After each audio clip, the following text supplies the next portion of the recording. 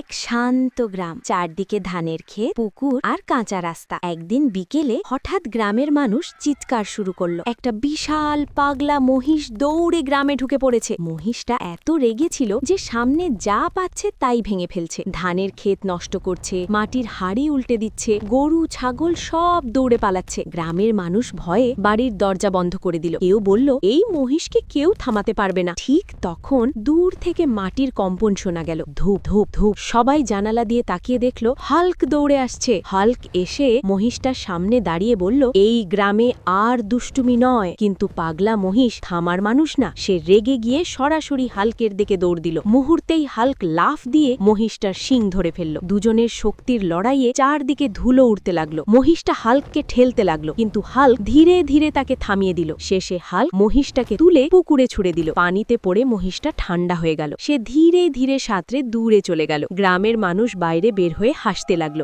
আবারও হাল্ক আমাদের গ্রাম বাঁচালো। হাল্ক শুধু হাসলো আর ধানের ক্ষেতের দিকে তাকিয়ে শান্ত হয়ে দাঁড়িয়ে থাকলো।